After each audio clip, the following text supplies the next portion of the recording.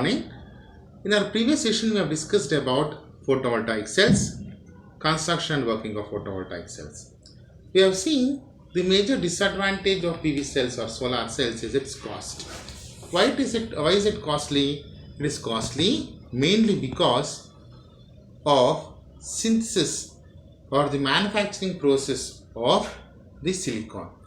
Even though silicon is abundantly available worldwide, the type of silicon which we are going to use in manufacturing this solar grade silicon or PV cells is costly, right?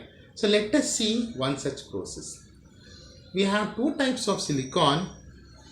The silicon, the instances of solar grade photovoltaic cell, the silicon used is called as solar grade silicon.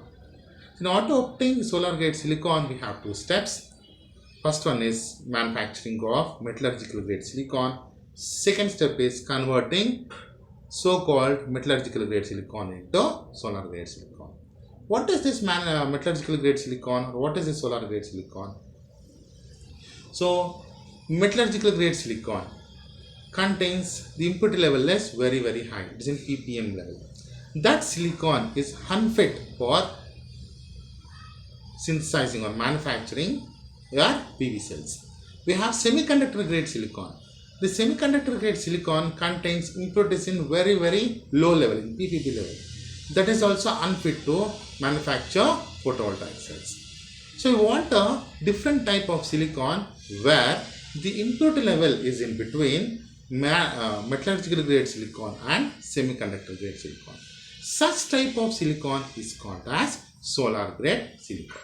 So we're going to synthesize such type of silicon, solar grade silicon. The first step is manufacturing of metallurgical grade silicon. So let us see how to manufacture. So we're going to take quartz, we're going to heat it in electric arc furnace at about 1500 to 2000 degrees Celsius. So when we're heating an electric arc furnace, we're going to withdraw continuously from the bottom silicon. Thus obtained silicon, I repeat, we're going to heat the quartz in presence of carbon in electric arc furnace at very high temperature. We're going to withdraw the silicon continuously from the bottom of the furnace. Thus obtained furnace may contain impurities such as aluminium, magnesium or calcium. Thus present aluminium, magnesium or calcium is removed as flux in the process called as refining. So aluminum is removed as alumina.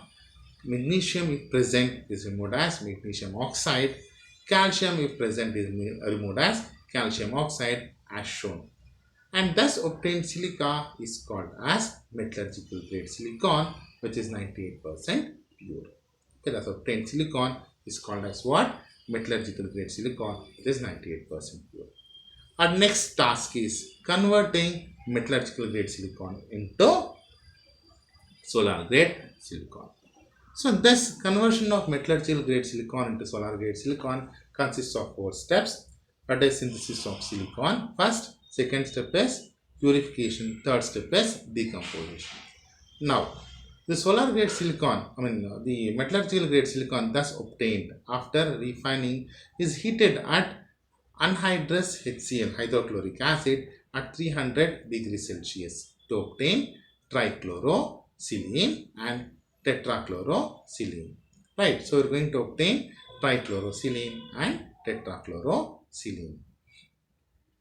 Trichloro SiCHCl3 and SiCl4. Okay, so next, trichlorosilane is separated by distillation and tetrachlorosilane is converted to trichlorosilane by hydrogenation. So the trichlorosilane, whatever you obtain, is separated from tetrachlorosilane, and the tetrachlorosilane thus obtained is converted to trichlorosilane by a process called as hydrogenation in a reactor at 1000 degrees Celsius. Hydrogenation means we're going to add hydrogen, right? So SiCl4 is called as tetrachlorosilane is converted to trichlorosilane. Thus obtained trichlorosilane is eventually passed into columns of bed which contains quaternary ion ammonium ion exchange resins. So where chlorine is exchanged to hydrogen. Ion exchange resin means chlorine exchange to hydrogen, where it is trichlorosilane Silane is converted to dichlorosilane. Again, dichlorosilane, once again is passed into quaternary ion exchange resin where dichlorosilane is converted to silane. What is our aim? Not getting silane. Silane is nothing but SiH4. We want to get silicon, solar grade silicon. So how do you get this silicon? So now thus obtained silane should be purified. So how do you purify? You are going to distill it. Thus obtained silane is in the form of liquid. We are going to boil it. So the boiling point of silane is very high.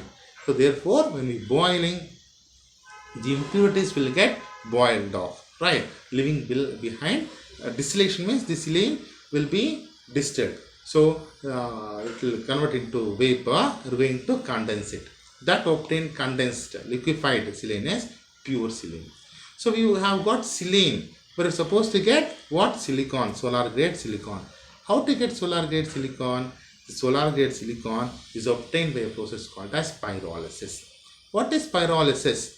Pyrolysis is nothing but heating something to very high temperature until the bond breaks. Right. So silane is heated to very high temperature until the bond between silicon and hydrogen breaks. Okay. So pyrolysis is a process heating a substance to very high temperature until the bond between two atoms breaks is called as pyrolysis. Okay, heating to very high temperature is called as pyrolysis. Similarly, silane is subject to a process called as pyrolysis, where the bond between silicon and hydrogen breaks, giving rise to silicon and hydrogen.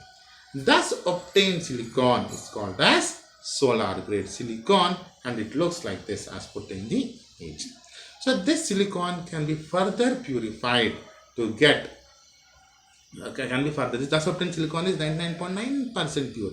If you want further, if not for this process PV cells purpose, if you want for any other purpose, it can be further purified by a process called as zone refining process. So since this process is costly, the PV cells or photovoltaic cells are also costly. So R&D is going on in order to reduce the cost in manufacturing in the solar grade silicon. If that is success, if we are succeeding in the cost reduction in this, then solar cells, each and every house in all countries, all villages, each and every house will be powered by solar cells. Hope the research is success and each and every house will be powered by solar energy, and we stop depending upon the so-called KEB, which is power generated by water or power generated by coal or whatever it is. Right. So thank you.